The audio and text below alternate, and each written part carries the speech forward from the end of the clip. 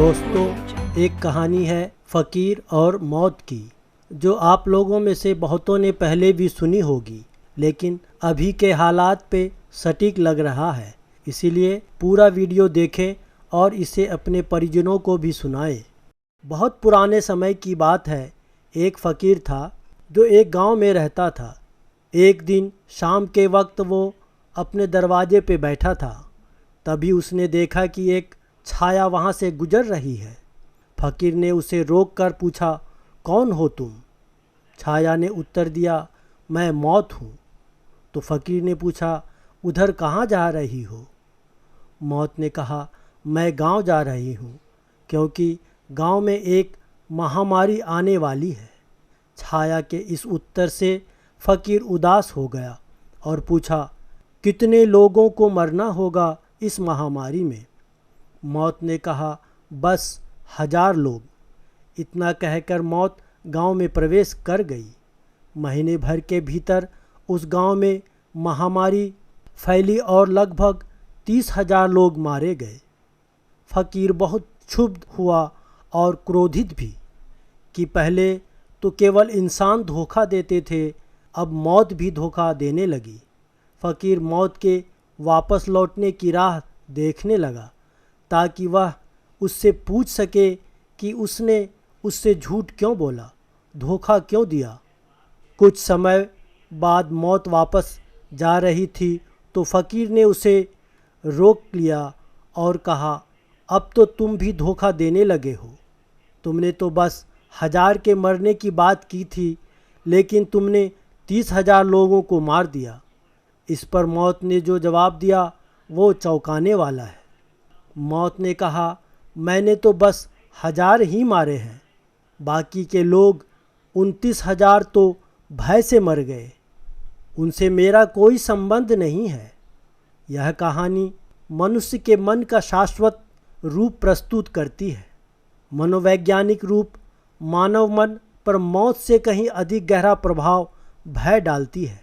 भय कभी बाहर से नहीं आता, बल्कि यह भीतर ही विकसित होता है। इसीलिए कहते हैं, मन के हारे हार है, मन के जीते जीत। हमारा मन जब हार जाता है तो हमारे भीतर भय का साम्राज्य कायम हो जाता है। भयभीत व्यक्ति ना तो कभी बाहरी परिस्थितियों पर विजय प्राप्त कर सकता है, ना ही अपनी मन स्थिति पर। हम जैसे सोचते हैं, हमारा शरीर और उसकी संरचनात्मक तंत्रिका तंत्र तथा कोशिकाएं उसी प्रकार अपनी प्रतिक्रिया देता है। इंसान के मन और मस्तिष्क की क्षमता उसकी शारीरिक क्षमता के कई गुना अधिक होती है। उस गांव में 29,000 लोग महामारी से नहीं बल्कि भय से मर गए, क्योंकि उनका मनोबल गिर गया था। इसीलिए मनोबल हमेशा ऊंचा रखें। परिस्थितियां चाहे जो भी हो, परिवर्तन संसार का नियम है। यह सुख और दुख दोनों पे समान रूप से लागू होता है। संतुलित और निर्भीक मन अच्छे अर्थों में सफल और सार्थक जीवन जीने की सबसे बड़ी कुंजी है। अतः सदैव संतुलित रहने का प्रयास करें। एक कहावत है, मनुष्य को केवल एक ही व्यक्ति हरा सकता है और वो है मनुष्य स्वयं। एक सजग मनुष्य के लिए हताशा और निराशा कभी कोई विकल्प नहीं हो सकता। सकारात्मक रुख अपनाते हुए प्रयत्नशील और संघर्षशील रहना सदैव शक्ति और विजय का परिचायक रहा है। बाबा कहते हैं, तो तत्वभावात्। उनके संबंध में सोचो कि परम पुरुष हमारे हैं, हम परम पुरुष के हैं। परम पुरुष हमारे साथ हैं, हम किसी भी हालात में अकेले नहीं हैं। परम पुरुष हमारे सुख में भी है, दुख में भी है। हम दुख में उनका नाम लिए और सुख में नहीं लिए सो नहीं कर सकते। दुख में भी नाम लेंगे, अवश्य लेंगे, सुख में भी लेंगे। दुख में भी उनसे मदद मांगेंगे, सुख में भी मदद मांगेंगे। हाँ, दुख में भी बोलेंगे, परमात्मा मैं दुख में हूँ, तुम आ जाओ, दुख को दूर कर दो।